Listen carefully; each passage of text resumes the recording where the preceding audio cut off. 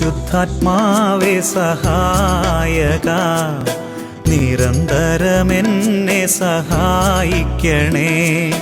നിത്യവും കൂടെ വസിക്കുന്നോനേ, അഭിഷേകത്തിൻ അഗ്നി നിറച്ചിടണേ.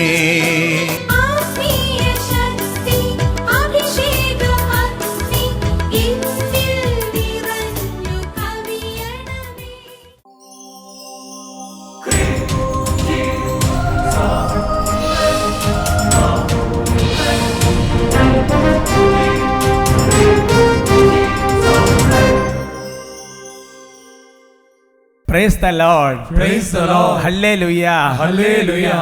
അഭിഷേകാഗ്നി വചന ശുശ്രൂഷയെ സംബന്ധിക്കുവാൻ കർത്താവിനെ പ്രത്യേകം തിരഞ്ഞെടുക്കപ്പെട്ട നിങ്ങളെയും നിങ്ങളുടെ കുടുംബങ്ങളെയും പരിശുദ്ധ അമ്മയുടെ വിമല ഹൃദയത്തിനും ഈശോയുടെ തിരുഹൃദയത്തിനും പ്രതിഷ്ഠിക്കുന്നു.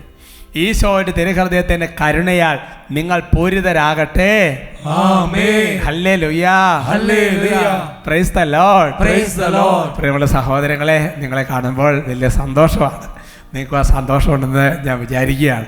ശരിക്കും പറഞ്ഞാൽ പൗലോസ്ലീഹ തൻ്റെ ലേഖനമൊക്കെ എഴുതുമ്പോൾ ആ ലേഖനത്തിൻ്റെ ആമുഖത്തിലും അതുപോലെ തന്നെ അവസാനത്തിലൊക്കെ വെച്ചിരിക്കുന്ന ചില വചനങ്ങളുടെ അർത്ഥങ്ങളൊക്കെ ഈ ടോക്ക് എടുക്കുമെങ്കിൽ മനസ്സിലാകുകയാണ്. കാര്യം നമ്മൾ നേരിട്ട് കാണുന്നില്ലെങ്കിലും ആ ഒരു സന്തോഷം അനുഭവപ്പെടുന്നുണ്ട്. സന്തോഷത്തോടെ പറഞ്ഞ ഹല്ലേലൂയ. ഹല്ലേലൂയ. പ്രിയമുള്ള സഹോദരങ്ങളെ, നമുക്കിന്ന് ഈ ശുശ്രൂഷയുടെ സമയത്ത് കർത്താവിൻ്റെ നാമത്തിൻ്റെ ശക്തിയാൽ വലിയ വിടുതലുകൾ കർത്താവ് നമ്മുടെ സമൂഹത്തിൽ തരും. ഒരുപാട് മേഖലയുള്ള അന്ധകാര പീഡകളും പൈശാചിക പീഡകളും വചന ശുശ്രൂഷ സമയത്ത്, ഡെലിവറൻസിൻ്റെ സമയത്ത്, പരിശുദ്ധാത്മാഭിഷേക സമയത്തെല്ലാം വിട്ടുമാറിപ്പോകും. വലിയ കൃപയുടെ അഭിഷേകം കർത്താവ് തരും. പ്രിയമുള്ള സഹോദരങ്ങളെ, ഈ പ്രാർത്ഥനാ ശുശ്രൂഷ സംബന്ധിക്കുമ്പോൾ ശരീരവും മനസ്സും ആത്മാവും എല്ലാം ഏകാഗ്രതമാക്കി നല്ല വിശ്വാസത്തോടെ, പ്രത്യാശയോടെ, ശരണത്തോടെ പ്രാർത്ഥിച്ചു കഴിഞ്ഞാൽ ഇവിടെ നമ്മൾ കേൾക്കുന്ന പല സാക്ഷ്യങ്ങൾ പോലെ ഒരു സാക്ഷ്യം കേൾക്കാൻ നിങ്ങൾക്ക് ഇടവരും. അത്യുന്നുള്ള നേർച്ചകൾ നിറവേറ്റാൻ കർത്താവ് ഒരവസരം തരും. എഴുന്നേറ്റ് നിൽക്കാം, കർത്താവിനോട് പ്രാർത്ഥിക്കുക. ഇപ്പം നമ്മുടെ ജീവിതത്തിൻ്റെ അവസ്ഥകൾ ഓരോന്നും സമർപ്പിക്കുകയാണ്. പ്രിയമുള്ള സഹോദരങ്ങൾ, പിശാച് ഒരുക്കുന്ന തടസ്സങ്ങളുണ്ട്. അതെല്ലാം പ്രാർത്ഥിക്കുമ്പോഴാണ് വിട്ടുമാറിപ്പോകുന്നത്. ബൈബിളിൽ എത്രയോ വചനമാണ് കർത്താവ് ആജ്ഞാപിക്കുന്നത്. യേശയ്യാ 44 വചനമുണ്ടല്ലോ. വടക്കിനോട് വിട്ടുകൊടുക്കാമെന്നും തെക്കിനോട് തടയരുതെന്നും കർത്താവ് ആജ്ഞാപിക്കുന്നു. കർത്താവ് ആജ്ഞാപിക്കുകയാണ്, കർത്താവ് ശാസിക്കുകയാണ്, കർത്താവ് അഴിച്ചു പിടിക്കുക. കർത്താവ് ചോദിക്കുകയാണ്, 18 വർഷമായി സാത്താൻ ബന്ധിച്ചിരുന്ന മകളെ ഞാൻ അഴിച്ചു വിടേണ്ടേ? എൻ്റെ പ്രിയപ്പെട്ട സഹോദരങ്ങളെ, ബേറ്റുമാർപ്പാപ്പ ഒരിക്കൽ പറഞ്ഞ കാര്യം ഞാൻ ഓർക്കുകയാണ്. അതായത് ശരിക്കും പറഞ്ഞാൽ വൈദികർ നല്ല വിശുദ്ധിയിലും കൃപയിൽ നിറഞ്ഞ് ഡെലിവറൻസ് ശുശ്രൂഷകൾ ചെയ്തു തുടങ്ങുമ്പോൾ സഭയിൽ വലിയ ഉണർവുണ്ടാകും. ഒരുപാട് തരത്തിൽ അന്ധകാര പീഡകൾ വിട്ടുമാറും. സഭ വീണ്ടും തഴച്ചു വളരും. നമ്മുടെ സഭ എന്ന് പറഞ്ഞാൽ നമ്മുടെ കുടുംബങ്ങളും നമ്മുടെ സമൂഹങ്ങളെല്ലാം ഉയർന്നു വരും. നമ്മൾ പ്രാർത്ഥിക്കാൻ വേണ്ടി പോവുകയാണ്. ഓരോരുത്തരും കരങ്ങൾ ഉയർത്താം, ഹൃദയം തുറക്കുക, മനസ്സ് തുറക്കുക. ഞാൻ പറഞ്ഞതുകൊണ്ടല്ല, നിങ്ങൾ ഓരോരുത്തരും പ്രാർത്ഥിക്കുക. ഓരോ അവസ്ഥകളിൽ നമ്മൾ യേശുവിന്റെ നാമം വിളിച്ച് പ്രാർത്ഥിക്കുകയാണ്. ഓരോ അവസ്ഥകളിൽ കർത്താവിന്റെ നാമത്തെ വിളിച്ചപ്പോൾ പ്രാർത്ഥിക്കുകയാണ്. രോഗികളെ പ്രാർത്ഥിക്കുകയാണ്. നാളുകളായി നേതകളൊക്കെ പൈശാചിക പീഡകൾ അലട്ടുന്നുണ്ടെങ്കിൽ അവരിപ്പോൾ പ്രാർത്ഥിക്കുകയാണ്. ഏതെങ്കിലും തരത്തിലുള്ള ബാധകൾ ബോധങ്ങളോട് പ്രാർത്ഥിക്കുക. ഓരോ അവസ്ഥകളിൽ കർത്താവ് ഇടപെടുന്ന മണിക്കൂറാണല്ലോ ഇത്.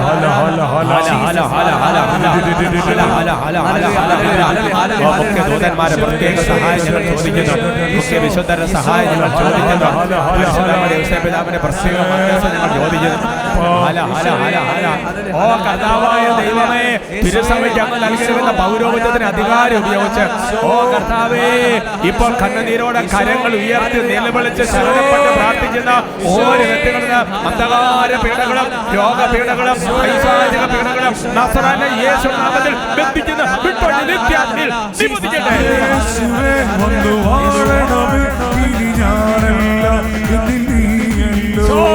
രാജാവേ വന്നു വാഴണമേ, ഇനി ഞാനല്ല കൈകളടിച്ച് യേശുവേ വന്നു വാഴണമേ, ഇനി ഞാനല്ല നീയല്ലോ. രാജാവേ വന്നു വാഴണമേ, ഇനി ഞാനല്ല നീയല്ലോ.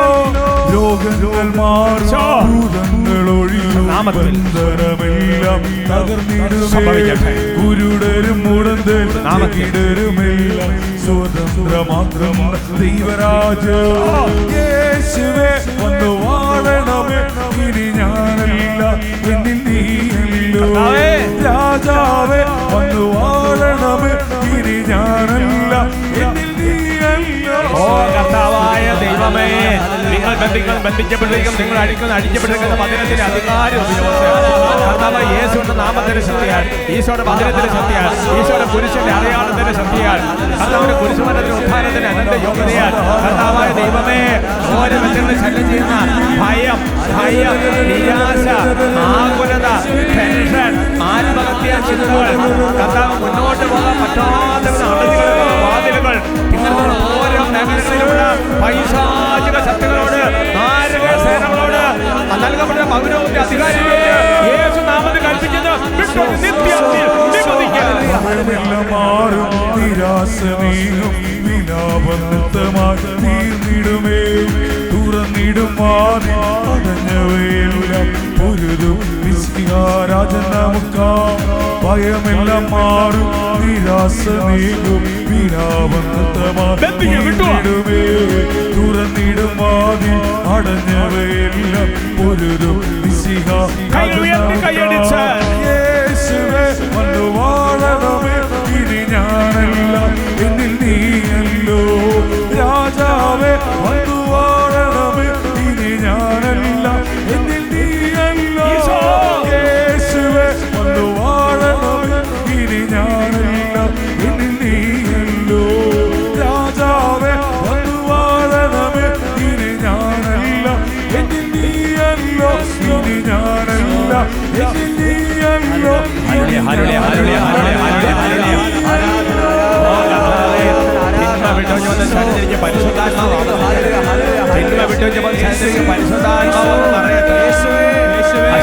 വിട്ടുപോയ ഭവനത്തിലേക്ക് വീണ്ടും ദൈവത്തിന്റെ കൃപ വന്ന് നിറയട്ടെ. മണിക്കൂറുകൾ പ്രാർത്ഥിക്കാൻ കൃപ ലഭിക്കട്ടെ, മണിക്കൂറുകൾ സ്തുതിക്കാൻ കൃപ ലഭിക്കട്ടെ. സമയമെടുത്ത് ബൈബിൾ വായിക്കാനുള്ള കൃപാവരങ്ങളെല്ലാം നിറയട്ടെ. പരിശുദ്ധാത്മാവിന്റെ ഫലങ്ങൾ വന്ന് നിറയട്ടെ. പരിശുദ്ധാത്മാവിന്റെ ദാനങ്ങൾ ഉജ്ജ്വലിക്കട്ടെ. പരിശുദ്ധാത്മാവിന്റെ കൃപാവരങ്ങൾ ഉജ്ജ്വലിക്കട്ടെ. ഹല ഹല ഹല ഹല ദൈവിക പുണ്യങ്ങളെല്ലാം നിറയട്ടെ. വിശ്വാസ ശരണ ഉപരി നിറയട്ടെ. ഹല ഹല ഹല ഹല എല്ലാ കൃപകളും നിറയട്ടെ. ആരാധന ആരാധന ആരാധന കർത്താവേ, ആരാധന. ദൈവമേ അനുഗ്രഹിക്കാതെ കർത്താവേ. അപ്പസ്തോലരുടെ വചനം ഓർക്കാണ് കർത്താവേ. കർത്താവിനും കർത്താവിന്റെ കൃപയുടെ വചനത്തിനും അവരെ പ്രത്യേകം പ്രതിഷ്ഠിക്കുന്ന കർത്താവ്. യോഹന്നാൻ 17:12 പറഞ്ഞ് ഈശോ എന്ന നാമത്തിന് പ്രതിഷ്ഠിക്കുന്ന കർത്താവ്. കാത്തോരണം കർത്താവേ, കണ്ണിന്റെ കൃഷ്ണമണി പോലെ കരുതണം കർത്താവേ.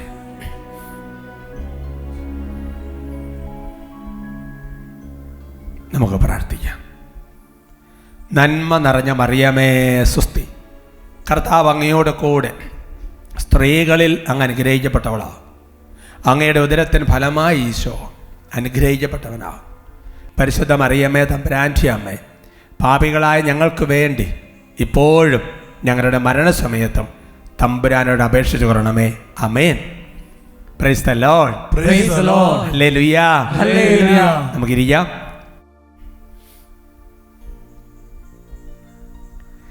ഇന്ന് നമ്മൾ ചിന്തിക്കുന്ന വിഷയം, നമ്മുടെ ജീവിതത്തിൽ നമ്മൾ ഓരോ പ്രവൃത്തികളും ചെയ്യുമ്പോൾ നമ്മൾ ഓർക്കേണ്ടത്.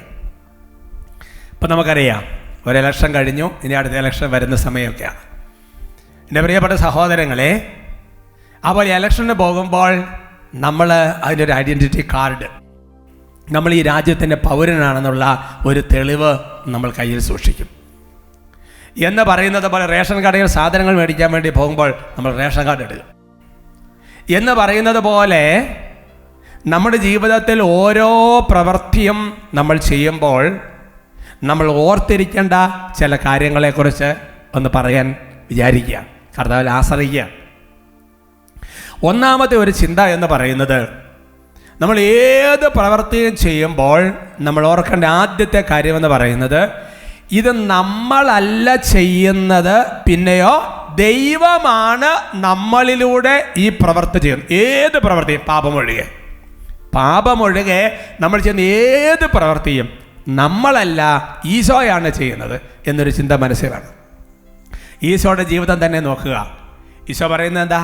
ഞാനല്ല, പിതാവ് എന്നിലൂടെ തൻ്റെ പ്രവർത്തികൾ ചെയ്യുകയാണെന്നാണ് വചനം വെളിപ്പെടുന്നത്. ഞാനല്ല, പിതാവ് തൻ്റെ പ്രവർത്തികൾ എന്നിലൂടെ ചെയ്യുകയാണ്. അപ്പം സത്യത്തിൽ എൻ്റെ പ്രിയപ്പെട്ട നമ്മളല്ല പ്രവർത്തിക്കുന്നത്, ദൈവമാണ് പ്രവർത്തിക്കുന്നത്. ഇതാദ്യം മനസ്സിലാക്കണം. അത് ഏത് പ്രവൃത്തി ചെയ്യുമ്പോഴും, ഭക്ഷണം പാകം ചെയ്യുമ്പോഴായിക്കോട്ടെ, ഡ്രൈവിംഗ് നടത്തുമ്പോഴായിരിക്കോട്ടെ, ഒരു ടീച്ചർ സ്കൂളിൽ പഠിപ്പിക്കുമ്പോഴായിക്കോട്ടെ, ഇപ്പം ഞാൻ വചന പ്രഭാഷണം നടത്തുമ്പോൾ ഇത് ഞാനല്ല, കർത്താവാണ് ചെയ്യുന്നത്. അത് ആദ്യം ആ ചിന്ത വരണം. യെശയ്യാ പ്രവചനം 26:12 നമുക്ക് നല്ല കേട്ട് പരിചയമുള്ളൊരു വചനമാണ്. Book of Isaiah chapter 26:12. ഞങ്ങളുടെ പ്രവർത്തികൾ യഥാർത്ഥത്തിൽ അങ്ങാണല്ലോ ചെയ്യുന്നത്. ഹല്ലേലൂയാ, ഹല്ലേലൂയാ. യേശയ്യാ പ്രാർത്ഥിക്കുകയാണ്, കർത്താവേ, ഞങ്ങളുടെ പ്രവർത്തികൾ യഥാർത്ഥത്തിൽ ഞങ്ങളല്ലല്ലോ, അങ്ങാണല്ലോ ചെയ്യുന്നത്. പക്ഷെ നമുക്ക് പലപ്പോഴും നേരെ തിരിച്ചാ, അല്ലേ? നമ്മൾ ചെയ്തോ, ഞാൻ ചെയ്തോ, ഞാനാണ് പ്രവർത്തിക്കുന്നത്. അല്ല, നമ്മളല്ല, ദൈവമാണ് നമ്മുടെ പ്രവർത്തികളെല്ലാം ചെയ്തുകൊണ്ടിരിക്കുന്നത്. ഇത് പലപ്പോഴും നമ്മൾ മറന്നുപോകും. അതുകൊണ്ട് ഈശോ ഓർമ്മിപ്പിക്കുകയാണ്, കർത്താവ് ഓർമ്മിപ്പിക്കുകയാണ്. യെശയ്യാ പ്രവചനത്തിൽ 22-ാമത്തെ അധ്യായത്തിൻ്റെ 11-ാമത്തെ തിരുവചനത്തിൽ, പഴയ കുളത്തിലെ ജലം ശേഖരിക്കാൻ വേണ്ടി ഇരുമതിലുകൾക്കിടയിലായി നീ ഒരു ജലസംഭരണം നിർമ്മിച്ചു. എന്നാൽ ഇത് ചെയ്തവൻ്റെ നേരെ തിരിയുകയോ പണ്ടു തന്നെ അത് ആസൂത്രണം ചെയ്തവനെ നീ പരിഗണിക്കുകയോ ചെയ്തില്ല. രാജാവിനെ കുറിച്ച് പറയുകയാണ്, നീ വീടുകൾ എണ്ണി, പഴയ വീടുകളൊക്കെ പൊളിച്ചു പണിത് കുറേ കാര്യങ്ങളൊക്കെ ചെയ്തു. അത് മുകളിലത്തെ വചനത്തിലുണ്ട്.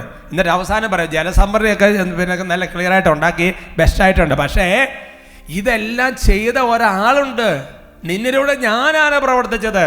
ഇതെല്ലാം നീ ജനിക്കുന്നതിന് മുൻപ് തന്നെ നിന്നിലൂടെ ചെയ്യിപ്പിക്കാൻ വേണ്ടി ആസൂത്രണം ചെയ്ത്, പ്ലാൻ ചെയ്ത്, സമയത്ത് അത് എക്സിക്യൂട്ട് എന്ന് ചെയ്ത ഞാനെന്ന് പറയുന്ന ഒരാൾ ഇവിടെ ഇരിപ്പുണ്ട്. പക്ഷെ എന്നെ നീ ഒരു മിനിറ്റ് പോലും ഓർത്തില്ലല്ലോ. കർത്താവ് പറയാം അല്ലേ? ചിലപ്പോൾ ചില കാരണന്മാർ പറയാം, ഞാനെന്നൊരാൾ ഇവിടെ ഇരിപ്പുണ്ടെന്നൊരു ഓർമ്മയെങ്കിലും, അല്ലേ എന്നൊക്കെ പറഞ്ഞ പോലെ. പൗലോസ് ശ്ലീഹായ്ക്ക് വലിയ തിരിച്ചറിവുണ്ട്. അതുകൊണ്ട് ശ്ലീഹ പറയുക 1 കൊരിന്ത്യർ 15:10 എന്താ പറയുന്നത്? ഞാൻ എന്തായിരിക്കും ദൈവകൃപയാലാണ്, എൻ്റെ മേൽ ദൈവം ചൊരിഞ്ഞ കൃപ നിഷ്ഫലമായി പോയിട്ടില്ല. എന്നിട്ട് പറയാണ്, നേരെ മറിച്ച് മറ്റെല്ലാവരെയും അധികം ഞാൻ അധ്വാനിച്ചു. എന്നിട്ട് നോക്കിയേ, എന്നാൽ ഞാനല്ല, എന്നിലുള്ള ദൈവകൃപയാണ്, പരിശുദ്ധാത്മാവാണ്, ഈശോയാണ്, ദൈവമാണ് അധ്വാനിച്ചത്, ഞാനല്ല. അവർക്ക് പറഞ്ഞേ ഹല്ലേലൂയ, ഹല്ലേലൂയ, praise the Lord, praise the Lord. Paulose വീണ്ടും തന്റെ ലേഖനത്തിൽ രേഖപ്പെടുത്തുകയാണ് കൊളോസ്സസ് 1:29. ഈ ലക്ഷ്യം പ്രാപിക്കുന്നതിന് വേണ്ടി എത്ര അവൻ എന്നിൽ ശക്തിയായി ഉണർത്തുന്ന ശക്തി കൊണ്ട് ഞാൻ കഠിനമായി അധ്വാനിക്കുന്നത്. അപ്പോൾ ശരിക്കും പറഞ്ഞു കഴിഞ്ഞാൽ പൗലോസ് പറയുകയാണ്, പരിശുദ്ധാത്മാവാകുന്ന ശക്തി. പൗലോസ് ചില ലക്ഷ്യമുണ്ട്, സുവിശേഷ വേലയുമായി ബന്ധപ്പെട്ട ചില ലക്ഷ്യമാണ്. അവിടെ പറയാണ്, എന്നെ ശക്തിയായി ഉണർത്തുന്ന ഒരു പരിശുദ്ധാത്മ ശക്തി കൊണ്ടാണ് ഞാനിതൊക്കെ ചെയ്യുന്നത്, ഞാനല്ല, ഈ പരിശുദ്ധാത്മ ശക്തിയിലാണ് ഇതെല്ലാം നടക്കുന്നത്. ഉച്ചത്തിൽ പറഞ്ഞേ ഹല്ലേലൂയ, ഹല്ലേലൂയ. അതുകൊണ്ട് എൻ്റെ സഹോദരൻ, നമ്മുടെ ജീവിതത്തിൽ ഏത് പ്രവൃത്തിയും ചെയ്യുമ്പോൾ നമ്മളിത് ഓർക്കണം. ഓട്ടമേ, ദൈവമേ, ഇത് ഞാനല്ലല്ലോ കർത്താവേ, അങ്ങാണല്ലോ ചെയ്യുന്നത്, അല്ലേ? അതെപ്പോഴും നമ്മുടെ മനസ്സിൽ സുഹൃദേമം പോലെ ചെയ്ത് പറഞ്ഞുകൊണ്ടിരിക്കണം. ഒരു പ്രവൃത്തി തുടങ്ങുന്നതിന് മുൻപൊന്ന് പ്രാർത്ഥിക്കുന്നതിൻ്റെ അർത്ഥം എന്താ? ദൈവമാണിത് ചെയ്യുന്നത്, അല്ലേ? ഒരു പ്രവൃത്തി അവസാനിപ്പിക്കുമ്പോൾ പ്രാർത്ഥിക്കുന്നതിൻ്റെ അർത്ഥം എന്താ? ദൈവം ചെയ്തതിനാണ്, അല്ലേ? രണ്ടാമത്തെ ഒരു ചിന്ത നമ്മൾ മനസ്സിലാക്കേണ്ടത്, ഏത് പ്രവൃത്തി ചെയ്യുന്നതിന് മുമ്പ് രണ്ടാമത്തെ ഒരു ചിന്ത, അല്ലെങ്കിൽ പ്രവൃത്തി ചെയ്തുകൊണ്ടിരിക്കുമ്പോൾ രണ്ടാമത്തെ ഒരു ചിന്ത പറയേണ്ടത് ഇങ്ങനെയാണ്: ഇപ്പോൾ നമ്മൾ ചെയ്യുന്ന ഈ പ്രവൃത്തി എന്ന് പറയുന്നത് ദൈവം നേരത്തെ തീരുമാനിച്ചു വെച്ചതാണ്. സമയത്തങ്ങോട്ട് കമ്പ്യൂട്ടറിൽ പ്രോഗ്രാം ചെയ്ത് വെക്കുന്നത് പോലെ സമയത്തങ്ങ് നടന്നു, അത്രയേ ഉള്ളൂ. അതുകൊണ്ടല്ലേ പണ്ടേ തന്നെ, മുമ്പത്തെ വചനം യെശയ്യായിലെ, പണ്ടേ തന്നെ ഇത് ആസൂത്രണം ചെയ്ത് ഇതെല്ലാം പ്ലാൻ ചെയ്ത് വെച്ച ഒരാള് അവനെ ഓർക്കണം. അത് വളരെ കറക്റ്റാണ്. പുതിയ നിയമത്തിൽ എഫേസ്യസ് ലേഖനം 2-ാമത്തെ അധ്യായത്തിൻ്റെ 10-ാം തിരുവചനത്തിലാണ്, നാം ദൈവത്തിൻ്റെ കരവേലയാണ്, നാം ചെയ്യാൻ വേണ്ടി ദൈവം മുൻകൂട്ടി ഒരുക്കിയ സൽപ്രവർത്തികൾക്കായി യേശു ക്രിസ്തുവിൽ സൃഷ്ടിക്കപ്പെട്ടവരാണ്. അപ്പോൾ അതിനൊന്ന് സൂക്ഷിച്ച് നോക്കിയാൽ നിങ്ങൾ, ദൈവം നമ്മളെ സൃഷ്ടിക്കുമ്പോൾ ദൈവം പറയുകയാണ്, സൃഷ്ടിക്കുന്നതിന് മുൻപ് തന്നെ നമ്മൾ ചെയ്യാൻ വേണ്ടിയിട്ട് ദൈവം നേരത്തെ തന്നെ പ്ലാൻ ചെയ്ത് വെച്ചിരിക്കുന്ന ചില സൽപ്രവർത്തികൾ സമയത്ത് ചെയ്യാൻ വേണ്ടി സൃഷ്ടിക്കപ്പെട്ടവരാണ് നമ്മൾ. ഇതൊരു വചനമാണ് സഹോദരങ്ങളെ. So nothing is accidental. എല്ലാം ഇങ്ങനെയാണ് നടന്നുകൊണ്ടിരിക്കുന്നത്. എന്ന് പറഞ്ഞാൽ ദൈവത്തിൻ്റെ നിശ്ചിത പദ്ധതിയും പൂർവ്വജ്ഞാനവും അനുസരിച്ചാണ് എല്ലാ കാര്യങ്ങളും സംഭവിച്ചുകൊണ്ടിരിക്കുന്നത്. എഫേസ്യസ് ലേഖനം 1:11 അതാണല്ലോ പഠിപ്പിക്കുന്നത്. തൻ്റെ ഹിതമനുസരിച്ച് എല്ലാം പൂർത്തിയാക്കുന്ന അവിടുന്ന് തൻ്റെ പദ്ധതി അനുസരിച്ച് അവനിൽ നമ്മെ മുൻകൂട്ടി തെരഞ്ഞെടുത്ത് നിയോഗിച്ചു. ഹല്ലേലൂയാ. അപ്പൊ ശരിക്കും പറഞ്ഞാൽ ഇപ്പോൾ നമ്മൾ ഈ ജീവിക്കുന്ന വർഷത്തിൽ ഇന്ന കാലഘട്ടത്തിൽ അതിനു വേണ്ടിയിട്ട് ദൈവം എത്രയോ നാളുകൾക്ക് മുമ്പ് കറക്റ്റ് ടൈം പ്ലാൻ എല്ലാം സെറ്റ് ചെയ്ത് നമ്മളെ സൃഷ്ടിച്ച് നിയോഗിച്ചിരിക്കുകയാണ്. നിങ്ങൾ ചിന്തിച്ചോ, ബൈബിളിലെ കഥാപാത്രങ്ങൾക്ക് ഈ ഒരു നല്ല ബോധ്യമുണ്ട്. അവരേത് പ്രവൃത്തിയും ചെയ്യുമ്പോൾ ഇതാണ് പറഞ്ഞുകൊണ്ടിരിക്കുന്നത്, ഇതാണ് ചിന്തിച്ചുകൊണ്ടിരിക്കുന്നത്. വിശുദ്ധാത്മാക്കൾ അങ്ങനെയാണ്. യോദ്ധ്യത്തിൻ്റെ പുസ്തകം 9:6 വചനം കിടക്കുന്നുണ്ട്. അവിടുത്തെ വഴികൾ മുൻകൂട്ടി ഒരുക്കുകയും അവിടുത്തെ വിധികൾ മുന്നറിവോടും കൂടെയുള്ളതാണ്. അവിടുത്തെ വഴികൾ, അവിടുത്തെ കാര്യങ്ങളെല്ലാം മുൻകൂട്ടി പ്ലാൻ ചെയ്തിട്ടുള്ളതാണ്, മുന്നറിവോട് കൂടെയുള്ളതാണ്, പാപമൊഴികെ. സന്തോഷത്തോടെ പറഞ്ഞ ഹല്ലേലൂയ. അത് മനസ്സ് സൂക്ഷിക്കണം. ഒന്ന്, ദൈവമാണ് നമ്മളോട് പ്രവർത്തിക്കുന്നത്. 2, ദൈവം പ്ലാൻ ചെയ്ത് വെച്ചിരിക്കുന്നത്, ഓൾറെഡി പ്ലാൻഡ് ആണത്. അതുകൊണ്ട് എൻ്റെ പ്രിയപ്പോൾ വെറുതെ നമ്മൾ ടെൻഷൻ അടിച്ച് മരിക്കരുത്. ചില മനുഷ്യർക്ക് ഓരോ പ്രവർത്തനം ചെയ്യുന്നത് എന്തൊരു ടെൻഷനാണ്. അതുകൊണ്ട് ടെൻഷൻ അടിക്കരുത്. മൂന്നാമത് ചെയ്യേണ്ട കാര്യം എന്താണെന്നറിയാവോ? നമ്മൾ ദൈവത്തെ ആശ്രയിച്ചുകൊണ്ടിരിക്കണം. പറഞ്ഞ് ഹല്ലേലൂയ. അപ്പൊ ഇപ്പൊ ഉദാഹരണം പറഞ്ഞു കഴിഞ്ഞാൽ, എന്നിലൂടെ ഇത് ഇപ്പം ഞാൻ ടോക്ക് എടുക്കുന്നത്, അല്ലെങ്കിൽ ഗാനശുശ്രൂഷ നടത്തുന്ന സഹോദരങ്ങളിലൂടെ, അല്ലെങ്കിൽ ഇപ്പോൾ ഒരു വീഡിയോ റെക്കോർഡിംഗ് നടത്തുന്ന സഹോദരങ്ങളോട് സഹായിക്കുന്നവരിലൂടെ എല്ലാം ഇവരാണ് കൈകൊണ്ട് ഇതെല്ലാം ഓപ്പറേറ്റ് ചെയ്തുകൊണ്ടിരിക്കുന്നത്. പക്ഷേ ചെയ്യുന്നത് ആരാ? ദൈവമാണ്. അതുകൊണ്ട് ദൈവം ആഗ്രഹിക്കുന്ന രീതിയിൽ ഇത് നല്ല രീതിയിൽ ചെയ്യാൻ വേണ്ടി എപ്പോഴും നമ്മൾ ദൈവത്തെ ആശ്രയിച്ചുകൊണ്ടിരിക്കണം. അതല്ലേ യോഹന്നാൻ 15:5, എന്നെ കൂടാതെ നിങ്ങൾക്കൊന്നും ചെയ്യാൻ സാധിക്കുകയില്ല. എന്നെ കൂടാതെ നിങ്ങൾക്കൊന്നും, ഒന്നെന്ന് പറഞ്ഞാൽ പിന്നെ ഒന്നും പറ്റുകയില്ല. അതിൽ ഒന്നെന്ന് പറഞ്ഞിരിക്കുന്നത് ഫിലിപ്പിയർ 4:13 നേരെ ഓപ്പോസിറ്റാണ്. എന്നെ ശക്തനാക്കുന്നവനിലൂടെ എനിക്കെല്ലാം ചെയ്യാൻ സാധിക്കും. എന്നെ ശക്തനാക്കുന്നവനിലൂടെ എല്ലാം ചെയ്യാൻ സാധിക്കും. അതുകൊണ്ട് എല്ലാം ദൈവത്തിൻ്റെ ദാനമാണ്. ദൈവം തന്നാലേ സ്വീകരിക്കാൻ പറ്റുള്ളൂ. ദൈവം തന്നാലേ നമുക്കിതെല്ലാം പ്രാവർത്തികമാക്കാം. ഇല്ല, പറ്റുകയില്ല. അതാണ് ഉന്നതത്തിന് ദാനമായി ലഭിക്കുന്നില്ലെങ്കിൽ നമുക്കൊന്നും ചെയ്യാൻ പറ്റുകയില്ലെന്ന് പറഞ്ഞതിന് കാരണം അതാണ്. അതുകൊണ്ട് നമ്മൾ ചെയ്യേണ്ട കാര്യം എന്താ? ഏത് പ്രവൃത്തിയിലും ഏത് കാര്യത്തിലും നമ്മൾ ദൈവത്തെ ആശ്രയിക്കുക എന്നുള്ളതാണ്. സന്തോഷത്തോടെ പറഞ്ഞ ഹല്ലേലൂയ. ശരിക്കും പറഞ്ഞാൽ നിങ്ങൾ ഈ സാക്ഷ്യങ്ങളെല്ലാം കാണുമ്പോൾ സംഭവിക്കുന്നതാ, ദൈവത്തെ മനുഷ്യൻ ആശ്രയിച്ചപ്പോഴുണ്ടായ സംഭവങ്ങളാണ്. ഏത് കാര്യവും ദൈവത്തെ ആശ്രയിച്ചപ്പോൾ സംഭവങ്ങളാണ്. നമുക്ക് ഉദാഹരണം പറയാം. ഇപ്പോൾ ഒരു സാക്ഷ്യം ഞാൻ കണ്ടത് ഓർക്കാണ്. ആ സാക്ഷ്യം ഇപ്പോൾ പ്ലേ ചെയ്യാം. അതായത് ആ കുടുംബത്തിൽ ശരിക്കും പറഞ്ഞാൽ മക്കളില്ല, അങ്ങനത്തെ ഒരു പ്രത്യേക അവസ്ഥയിൽ ആ കുടുംബം ചെയ്ത ദൈവത്തെ അങ്ങോട്ട് ആശ്രയിച്ചു. ആ സാക്ഷ്യം ഒന്ന് കാണാം. എൻ്റെ പേര് ടീന ബിബിൻ, എൻ്റെ ഹസ്ബൻഡ് ബിബിൻ മാത്യു, ഞങ്ങളുടെ 2 മക്കൾ ഹന്ന ബിബിൻ, ഹേഡൻ ബിബിൻ. ഞങ്ങൾ വരുന്നത് ആലപ്പുഴ ജില്ലയിലെ മാവേലിക്കര എന്ന സ്ഥലത്താണ്. ഞങ്ങളുടെ കല്യാണം 2015 ജനുവരി മാസമായിരുന്നു. 3 വർഷത്തോളം ഞങ്ങൾക്ക് കുട്ടികളില്ലായിരുന്നു. എൻ്റെ ഹസ്ബൻഡ് വർക്ക് ചെയ്യുന്നത് ഖത്തറിലായിരുന്നു, ഞാൻ നാട്ടിലുമായിരുന്നു. അങ്ങനെ ഞാൻ വിസിറ്റിംഗ് വിസയിൽ ഖത്തറിൽ പോയി. 2 പ്രാവശ്യം പോയിട്ട് ഞാൻ നിരാശയോടെയാണ് വന്നത്. 3-ാമത്തെ പ്രാവശ്യം ഞാൻ പിന്നെയും പോയി. ഞാൻ ഈശോയോട് പറഞ്ഞു, ഈശോയെ എനിക്ക് സന്തോഷത്തോടെ തിരിച്ച് വരാൻ പറ്റണം, എനിക്കൊരു കുഞ്ഞില്ലാതെ നാട്ടിൽ പോകത്തില്ല എന്ന് ഞാൻ പറഞ്ഞു. അങ്ങനെ ഞാൻ പോയി, 2018 പോയി. അങ്ങനെ ഞങ്ങളെല്ലാ സൺഡേയിലും അഭിഷേകാഗ്നി കാണുമായിരുന്നു. അല്ലാതെ ഞാൻ ഉറപ്പിച്ചു, രാവിലെ എഴുന്നേറ്റുടനെ അഭിഷേകാഗ്നി അച്ഛൻ്റെ പഴയ എപ്പിസോഡുകൾ കാണുമായിരുന്നു. അത് കണ്ടിട്ടേ ബാക്കി കാര്യം ചെയ്യത്തുള്ളായിരുന്നു. അങ്ങനെ ഞാൻ അഭിഷേകാഗ്നി പഴയ എപ്പിസോഡുകൾ കാണാൻ തുടങ്ങി. പിന്നെ ഞാൻ എൻ്റെ ഹസ്ബൻഡ് ഒരുമിച്ചിരുന്ന് സൺഡേ അഭിഷേകാഗ്നി പ്രാർത്ഥിക്കുമായിരുന്നു. ആരാധനയുടെ സമയത്ത് ഞങ്ങൾ 2 പേരും എൻ്റെ വയറ്റിൽ കൈവച്ച് പ്രാർത്ഥിക്കുമായിരുന്നു. യേശുനാമത്തിൻ്റെ ബുക്ക് വെച്ച് പ്രാർത്ഥിക്കുമായിരുന്നു. അങ്ങനെ ഞാൻ അഭിഷേകാഗ്നി 2018 ജൂൺ മാസത്തിൽ ഞാൻ ഒരു അഭിഷേകാഗ്നി ഞങ്ങൾ കണ്ടുകൊണ്ടിരിക്കുമായിരുന്നു. അപ്പം ഞാൻ ഒരു ചേച്ചിയുടെ സാക്ഷ്യം കേട്ട്, ആ ചേച്ചി തമിഴ്നാട്ടിൽ നിന്നാണ് വന്നത്, തമിഴിലാണ് പറയുന്നത്. ആ ചേച്ചിക്കും വർഷങ്ങളായിട്ട് കുട്ടികളില്ലായിരുന്നു. അങ്ങനെ അടുത്തുള്ള മലയാളി ചേച്ചി, ആ ചേച്ചി പറഞ്ഞു, മോള് 3 ആഴ്ച അഭിഷേകാഗ്നി കൂടു, 4-ാമത്തെ ആഴ്ച മോള് ടെസ്റ്റ് ചെയ്തപ്പം പോസിറ്റീവായിരിക്കുന്നു. ആ സമയത്ത് എനിക്ക് പെട്ടെന്ന് എൻ്റെ മനസ്സിൽ വന്നു, ഈശോയെ ഞാനും 3 ആഴ്ച അഭിഷേകാഗ്നി കൂടാം, 4-ാമത്തെ ആഴ്ച ഞാനും ടെസ്റ്റ് ചെയ്യും, അപ്പോൾ എനിക്ക് പോസിറ്റീവായിരിക്കണമെന്ന് പറഞ്ഞു. അങ്ങനെ ഞാൻ 3 ആഴ്ച അഭിഷേകാഗ്നി കൂടി 4-ാമത്തെ ആഴ്ച രാവിലെ സൺഡേ ഞാൻ ടെസ്റ്റ് ചെയ്തു. അപ്പോൾ എനിക്ക് പോസിറ്റീവ് റിസൾട്ടായിരുന്നു. അപ്പം ഞാൻ പ്രഗ്നൻ്റായി. പോസിറ്റീവ് റിസൾട്ട് വന്നു.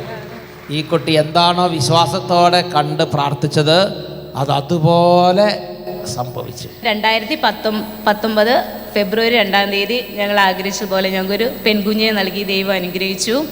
അത് കഴിഞ്ഞ് 2022 സെപ്റ്റംബർ 16-ാം തീയതി ദൈവം ഞങ്ങൾക്ക് ഒരു ആൺകുഞ്ഞിനെ നൽകി അനുഗ്രഹിച്ചു. കർത്താവ് കുടുംബത്തിൻ്റെ ആ ഒരു ദുഃഖം എടുത്തു മാറ്റി. കർത്താവ് ഒരു അത്ഭുതം. നിങ്ങൾ ചിന്തിച്ച് നോക്കിയേ, കുടുംബം അങ്ങനെ പ്രാർത്ഥിക്കാതെ അങ്ങനെ ഇരുന്നിരുന്നെങ്കിലോ? അപ്പോൾ കർത്താവിൻ്റെ വചനം പറഞ്ഞ എങ്ങനെയാണ്? പ്രഭാഷകൻ്റെ പുസ്തകത്തിൽ 38-ാം അധ്യായത്തിൽ 9-ാമത്തെ വാക്യത്തിൽ പറഞ്ഞ എങ്ങനെയാണ്? മകനെ, രോഗം വരുമ്പോൾ ഉദാസീനനാകാതെ കർത്താവിനോട് പ്രാർത്ഥിക്കുക, അവിടെ നിന്ന് സുഖപ്പെടുത്തും. ഒരാവശ്യം വരുമ്പോൾ ഉദാസീനായിരിക്കരുത്, നിരാശപ്പെട്ടിരിക്കരുത്. എന്ത് ചെയ്യണം? കർത്താവേ എന്ന് പറഞ്ഞ് വചനം കേട്ട് പ്രാർത്ഥിക്കണം. പ്രാർത്ഥിക്കാൻ തളർച്ച വരുമ്പോൾ വചനം കേൾക്കണം. ഇവരത് ആ വഴി ഫോളോ ചെയ്തു. ഇവരാദ്യം വചനം കേട്ടു. വചനം കേട്ടിട്ട് വചനം കേൾക്കുമ്പോൾ വരുന്ന പരിശുദ്ധാത്മാവിൻ്റെ ശക്തിയാൽ ഇവർ പ്രാർത്ഥന ദൈവസന്നിധിയിൽ അർപ്പിക്കുന്നു. പ്രാർത്ഥനയ്ക്ക് അത്ഭുതകരമായ ശക്തിയുണ്ട്. Price the Lord. Praise the Lord. Hallelujah. Hallelujah. നിങ്ങൾ ആ സാക്ഷ്യം കണ്ടപ്പോൾ ചിന്തിച്ചു നോക്കിയേ, അതിനകത്ത് എന്താ സംഭവിച്ചത്? ശരിക്കും പറഞ്ഞാൽ അവർക്ക് കുഞ്ഞിനെ നൽകിയത് ആരാ? ദൈവമാണ്. ഇവർ ചെയ്ത ഏക പ്രവൃത്തി എന്താ? അവർ കർത്താവിനെ ആശ്രയിച്ചു. കാരണം അവരുടെ പരിശ്രമം കൊണ്ട് സാധ്യമല്ല. അപ്പോൾ ഈ സാക്ഷ്യം കേൾക്കുമ്പോൾ നമുക്ക് ഇങ്ങനത്തെ അത്ഭുതങ്ങൾ കാണുമ്പോൾ ദൈവമാണ് ചെയ്യുന്നത് നമുക്ക് ക്ലിയർ ആണല്ലോ. അങ്ങനെയാണെങ്കിൽ എൻ്റെ പ്രിയപ്പെട്ട സഹം, നമ്മുടെ ജീവിതത്തിന് അനുദിന പ്രവർത്തികളും ചെയ്യുമ്പോൾ നമ്മൾ ഓർക്കേണ്ടത് എന്നാ? ഇത് നമ്മളെ കൊണ്ട് ചെയ്യാൻ പറ്റുന്നതല്ല, ഇത് ദൈവമാണ് ചെയ്യുന്നത്. അതുകൊണ്ട് ഞാൻ ചെയ്യേണ്ടത് എന്നതാ? ദൈവത്തിൽ ആശ്രയിക്കുക, ദൈവത്തിൽ ആശ്രയിക്കുക. പക്ഷേ എൻ്റെ പ്രിയപ്പെട്ട, ഇവിടെ ഒരു അപകടം വരാം. ഇവിടെ ഒരു അപകടം വരുന്നതെന്നു വെച്ചാൽ നമ്മൾ പലപ്പോഴും എന്നറിയോ, ഒന്നെങ്കിൽ മറ്റുള്ളവരെ മറ്റതിനൊക്കെ പലതിനെ ആശ്രയിച്ചു പോകും. അതാണ് അപകടം. അവിടെ അപകടം സംഭവിക്കും. ഹബക്കൂക്ക് 1:11 പഠിപ്പിക്കുകയാണ്, സ്വന്തം ശക്തിയെ ദൈവമായി കരുതിയിരുന്നവർ പരിഭ്രാന്തരായിട്ട് പോകും. അപ്പോൾ അതുകൊണ്ട് നമ്മളെ തന്നെ ആശ്രയിക്കുക, മറ്റുള്ളവരിൽ ആശ്രയിക്കുക ചെയ്താൽ നമുക്ക് ഭയങ്കര ടെൻഷൻ വരും. കാരണം നമ്മളല്ലേ ചെയ്തുകൊണ്ടിരിക്കുന്നത്. മറ്റേ ആൾക്കാർ ഫ്രീ ആയിട്ടിരിക്കും. നിങ്ങൾ കണ്ടില്ലേ, പരീക്ഷയ്ക്ക് സമയത്ത് പഠിക്കണം, അതൊക്കെ പ്രധാനപ്പെട്ട കാര്യമാണ്. പഠിക്കണം, ദൈവകൃപ ഭാഷ പഠിക്കണം. പക്ഷേ പിന്നെ ദൈവമാണ് ചെയ്യുന്നത്, ടെൻഷൻ പിടിക്കേണ്ട ആവശ്യമില്ല. ഉച്ചത്തിൽ പറയാം ഹല്ലേലൂയ, ഹല്ലേലൂയ. ഞാൻ ആവർത്തിക്കുകയാണ് നിങ്ങളുടെ മനസ്സിൽ കാര്യങ്ങൾ പതിയാൻ വേണ്ടി. ഒന്നാമത്തെ കാര്യം എന്താ? നമ്മുടെ എല്ലാ പ്രവർത്തനവും ദൈവമാണ് ചെയ്യുന്നത്. രണ്ടാമത്തെ കാര്യം എന്താ? ദൈവം ഓൾറെഡി പ്ലാൻ ചെയ്ത് വെച്ചിരിക്കുന്ന. മൂന്നാമത്തെ കാര്യം നമ്മൾ ചെയ്യുന്നത് എന്താ? സിമ്പിൾ ദൈവത്തിൽ ആശ്രയിച്ചുകൊണ്ടിരിക്കുക. നാലാമത്തെ കാര്യം എന്താണെന്നറിയാമോ? നാലാമത്തെ കാര്യം ഇങ്ങനെയാണ്. ഇങ്ങനെ നമ്മൾ ഓരോ പ്രവർത്തികളും നമ്മൾ ചെയ്തുകൊണ്ട് പോയിക്കൊണ്ടിരിക്കുമ്പോൾ നമ്മുടെ ഉള്ളിലിരുന്ന ഹൃദയത്തിൻ്റെ ഉപദേശം സ്വീകരിച്ചുകൊണ്ടിരിക്കണം. എന്ന് പറഞ്ഞാൽ പരിശുദ്ധാത്മാവിൻ്റെ സ്വരം ഓരോ കാര്യത്തിനും ശ്രമിച്ചുകൊണ്ടിരിക്കണം. നീ വലത്തോട്ട് ഇടത്തോട്ട് തിരിയുമ്പോൾ പറയുന്നൊരു സ്വരം കേൾക്കും, ഇതാണ് വഴി. ഈ സ്വരം നമ്മൾ ശ്രമിച്ചുകൊണ്ടിരിക്കണം. കാരണം ദൈവം ഓൾറെഡി പ്ലാൻ ചെയ്ത് വെച്ചിരിക്കുന്നത് എങ്ങനെയാണെന്നും ഏത് സമയത്താണെന്നും എല്ലാ കാര്യങ്ങളും ദൈവം നമ്മളോട് ഇങ്ങനെ മനസ്സാക്ഷി പറഞ്ഞുകൊണ്ടിരിക്കുകയാണ്, ആത്മാവിൽ പറഞ്ഞുകൊണ്ടിരിക്കുകയാണ്. ആ സ്വരം ശ്രമിച്ചുകൊണ്ടിരിക്കണം. പ്രഭാഷണം 37:14 നല്ല വചനമാണ്. ഗോപുരത്തിൻ്റെ മുകളിലിരുന്ന് നിരീക്ഷിക്കുന്ന 7 പേരേക്കാൾ സ്വന്തം ഹൃദയമാണ് കൂടുതൽ വിവരങ്ങൾ തരുന്നത്. അതുകൊണ്ട് ഹൃദയത്തിൻ്റെ ഉപദേശം സ്വീകരിക്കണം, പരിശുദ്ധാത്മാവിൻ്റെ സ്വരം ശ്രമിച്ചുകൊണ്ടിരിക്കണം. ജ്ഞാനത്തിൻ്റെ പുസ്തകത്തിൽ 9:17 പഠിപ്പിക്കുകയാണ്, അങ്ങ് ജ്ഞാനത്തെയും പരിശുദ്ധാത്മാവിനെയും ഉന്നതത്തിൽ നിന്ന് നൽകിയില്ലെങ്കിൽ അങ്ങയുടെ ഹിതം എങ്ങനെ അറിയും? സന്തോഷത്തോടെ പറഞ്ഞു ഹല്ലേലൂയ, ഹല്ലേലൂയ. അഞ്ചാമത്തെ കാര്യം എന്താണെന്നറിയാമോ? ഓരോ പ്രവൃത്തിയും ചെയ്യുമ്പോൾ നമ്മൾ ഒരു കാര്യം മേക്ക് ഷുവർ ചെയ്യണം. ദൈവത്തിൻ്റെ വചനം അനുസരിച്ചാണോ ഇത് നമ്മൾ ചെയ്തുകൊണ്ടിരിക്കുന്നത് എപ്പോഴും ഉറപ്പാക്കിക്കൊണ്ടിരിക്കണം. അതുകൊണ്ടാണ് ധാരാളം വചനം വായിച്ച് വചനം ഉള്ളിൽ നിറയണം. അങ്ങനെ വചനം ഉള്ളിൽ നിറഞ്ഞു കഴിഞ്ഞാൽ നമ്മൾ ചെയ്യുന്ന പ്രവർത്തികളെല്ലാം വചനത്തിന് അടിസ്ഥാനമായിട്ട് മാറ്റപ്പെടും. വചനാധിഷ്ഠിതമായിട്ട് പ്രവർത്തികൾ ചെയ്തില്ലെങ്കിലുള്ള കുഴപ്പം എന്താ? സ്വർഗത്തിൽ ചെല്ലുമ്പോൾ കർത്താവ് പറയും ഞാൻ അറിഞ്ഞിട്ടില്ല എന്ന് പറയും. അതുകൊണ്ട് അഞ്ചാമത്തെ കാര്യമെന്ന് പറയുന്നത്, നാലാമത്തെ കാര്യം ദൈവത്തിൻ്റെ പരിശുദ്ധാത്മ ഓരോ സെക്കൻഡ് പറഞ്ഞോളെ അത് കേട്ടോണ്ടിരിക്കണം. അത് മാത്രം പോരാ, പിന്നെ എന്താ? വചനം അനുസരിച്ചാണോ കാര്യങ്ങൾ നമ്മൾ പോയിക്കൊണ്ടിരിക്കുന്നത്. ചിലപ്പോൾ അറിയാതെ വചനം ലംഘിക്കാൻ പിശാച് നോക്കും. അപ്പോൾ ഏകദേശം നമ്മുടെ പ്രവർത്തികൾ ക്ലിയറായി. ഇനി പ്രവർത്തികൾ ഇനി നടന്ന് കഴിയുമ്പോൾ സംഭവിക്കുന്ന കാര്യമാണ് ആറാമത്തെ കാര്യം. ഇതാണ്, ദൈവം ചെയ്ത ഈ പ്രവൃത്തി അത് നമ്മുടെ പേരിൽ തന്നെ ദൈവം പ്രസിദ്ധപ്പെടുത്തും. നമ്മുടെ പേരിൽ പ്രസിദ്ധപ്പെടുത്തും. അവസാനം ആൾക്കാർ പറയുന്നറിയാവോ? ഇപ്പൊ ബിനോയച്ചൻ ചെയ്തെന്നായിരിക്കും പറയുന്നത്, അല്ലെങ്കിൽ ഇന്ന ആള് ചെയ്തെന്നായിരിക്കും പറയാം. പക്ഷെ ചെയ്താരാ? ദൈവം. പ്ലാൻ ചെയ്താരാ? ദൈവം. നമ്മൾ സിമ്പിൾ ദൈവത്തിൽ ആശ്രയിച്ചിട്ടേ ഉള്ളൂ, വേറൊന്നും നമ്മൾ ചെയ്തിട്ടില്ല, വേറൊന്നിനും പിന്നാലെ പോയിട്ടില്ല. അത് ദിനവൃത്താന്തത്തിന്റെ 1-ാമത്തെ പുസ്തകത്തിൽ 17-ാമത്തെ അധ്യായത്തിന്റെ 19-ാമത്തെ വാക്യത്തിലുണ്ട്.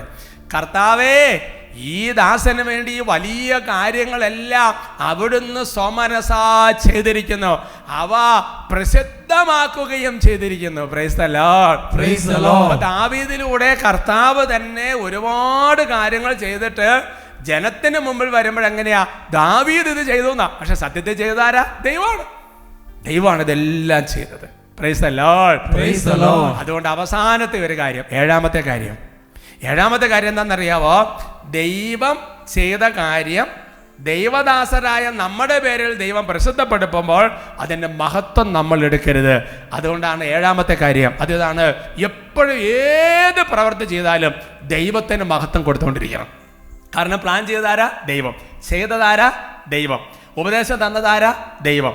നമ്മൾ ആകെ ചെയ്ത കാര്യം എന്താ? നമ്മൾ ദൈവത്തിൽ ആശ്രയിച്ചു, പിന്നെ ദൈവത്തിൻ്റെ സ്വരം കേട്ടു, പിന്നെ എന്താ വചനം ലംഘിക്കുന്നുണ്ടോ നോക്കി, ചെയ്ത് പ്രസിദ്ധപ്പെടുത്തിയത് ദൈവം, എല്ലാം ചെയ്തത് ദൈവം. അതുകൊണ്ട് ഒരു കാര്യം ഓർക്കണം, മറ്റുള്ളവരിലൂടെ ദൈവം ഓരോ കാര്യങ്ങൾ ചെയ്യുന്നത് കാണുമ്പോഴും നമ്മൾ ചെയ്യുന്ന കാര്യം എന്താണെന്നറിയോ? ദൈവത്തെ മഹത്വപ്പെടുത്തിക്കൊണ്ടിരിക്കണം. അതാണ് ഗലാത്യ 1:24 പൗലോസ്ലീഹ പറയാ, എന്നെ പ്രതി അവർ ദൈവത്തെ മഹത്വപ്പെടുത്തി. ഒരിക്കലും നമ്മൾ മഹത്വം എടുക്കരുത്. സന്തോഷത്തോടെ പറഞ്ഞു ഹല്ലേലൂയ. അതുകൊണ്ട് എൻ്റെ പ്രിയപ്പെട്ട സഹോദരങ്ങളെ, ഈ 7 കാര്യങ്ങൾ നിങ്ങൾക്ക് ഒരുപാട് ബലം തരും. ഒരു പക്ഷേ ഇത് ഒറ്റയടിക്ക് ഇതെല്ലാം മനസ്സിൽ കിട്ടിയെന്ന് വരില്ല. എപ്പിസോഡ് ഒന്നുകൂടെ കേട്ടാൽ മതി. എന്നിട്ട് എന്ത് ചെയ്യണമെന്ന് അറിയാമോ? നമ്മൾ ഓരോ പ്രവർത്തനം ചെയ്യുമ്പോൾ ഓരോന്ന് ഇപ്പം നാളെ മുതൽ നിങ്ങൾ പ്രാക്ടീസ് ചെയ്യാൻ വേണ്ടി തുടങ്ങുക. 7 കാര്യങ്ങൾ, ഏത് പ്രവർത്തനം ചെയ്യുന്നതിനും 7 കാര്യങ്ങൾ. അത് ഓർത്തോർത്ത് പതുക്കെ പ്രാക്ടീസ് ചെയ്ത് ഹാബിറ്റ് ആക്കിയാൽ സ്വർഗത്തിൽ വെച്ച് നമുക്ക് കണ്ടുമുട്ടാൻ പ്രത്യേകം ദൈവം ഒരു അവസരം തരും. ഹല്ലേലൂയ. ഹല്ലേലൂയ. ഈശോ അനുഗ്രഹിക്കട്ടെ.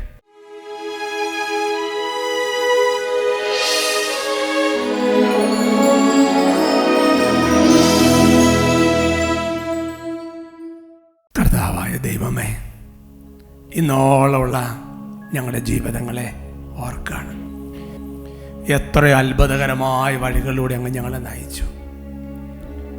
കർത്താവേ, ഓരോ സെക്കൻഡിലും ഓരോ ശ്വാസത്തിലും ഈ ഒരു വചനം ഞങ്ങളുടെ ഉള്ളിൽ വരുവാണ്. കർത്താവ് എത്ര നല്ലവനാണെന്ന് രുചിച്ചറിയുവൻ. ദൈവമേ, അങ്ങ് ചെയ്ത പ്രവർത്തികൾ, അങ്ങ് ഞങ്ങൾക്ക് വേണ്ടി ഞങ്ങളിലൂടെ ചെയ്ത പ്രവർത്തികൾ എത്രയോ എണ്ണം അങ്ങ് ഞങ്ങളുടെ പേരിൽ പ്രസിദ്ധപ്പെടുത്തി. പക്ഷെ പലപ്പോഴും അങ്ങയുടെ നന്ദി പറഞ്ഞിട്ടില്ല, മഹത്വം അങ്ങേക്ക് സമർപ്പിച്ചിട്ടില്ല. കർത്താവ് ഞങ്ങൾ തന്നെ ആത്മപ്രശംസ ചെയ്തും മഹത്വം എടുത്തും ജീവിച്ചു പോയ നാളുകളുണ്ട്. ഞങ്ങൾ അനുദപിക്കുകയാണ് കർത്താവേ. ഒപ്പം ഞങ്ങൾ പ്രാർത്ഥിക്കുകയാണ്, ഹൃദയം തുറന്ന് പ്രാർത്ഥിക്കുക. ഓരോ പ്രവർത്തികളും അങ്ങ് പ്ലാൻ ചെയ്തതാണ്, അങ്ങ് തീരുമാനിച്ചുറപ്പിച്ചതാണ്. കർത്താവേ, അവിടുന്നാണ് ചെയ്യുന്നത്. ഞങ്ങൾ വചനം നോക്കണം, പരിശുദ്ധാത്മാവിന്റെ സ്വരം കേട്ടുകൊണ്ടിരിക്കണം, അങ്ങേ ആശ്രയിച്ചുകൊണ്ടിരിക്കണം. അങ്ങനെ മുന്നോട്ട് കൊണ്ടുപോകാൻ ഒരു പ്രത്യേക അഭിഷേകം ഞങ്ങൾക്ക് നൽകണം, ഒരു കൃപ ഞങ്ങൾക്ക് നൽകണം. കർത്താവേ, ഇത് ഞങ്ങൾ മറന്നു പോകരുത്. ഞങ്ങളെ സഹായിക്കണം കർത്താവേ. ഞങ്ങളങ്ങനെ ശരണപ്പെടുകയാണ് കർത്താവേ, ഞങ്ങളങ്ങനെ ആശ്രയിക്കുകയാണ് കർത്താവേ. ദൈവമേ, ഞങ്ങളെ സഹായിക്കണം കർത്താവേ. അതിനുവേണ്ട കൃപകളെല്ലാം ഞങ്ങൾക്ക് തരണം കർത്താവേ. ഓരോ സെക്കൻഡിലും അങ്ങാണ്ട് ചെന്ന് ഓർമ്മയെ ജീവിക്കാൻ ഞങ്ങൾക്ക് അഭിഷേകം ചെയ്യണമേ. സ്വയം സഹായിക്കണമേ. Hallelujah, hallelujah, hallelujah, hallelujah. ഈശോയെ കൃപ തൂകണമേ.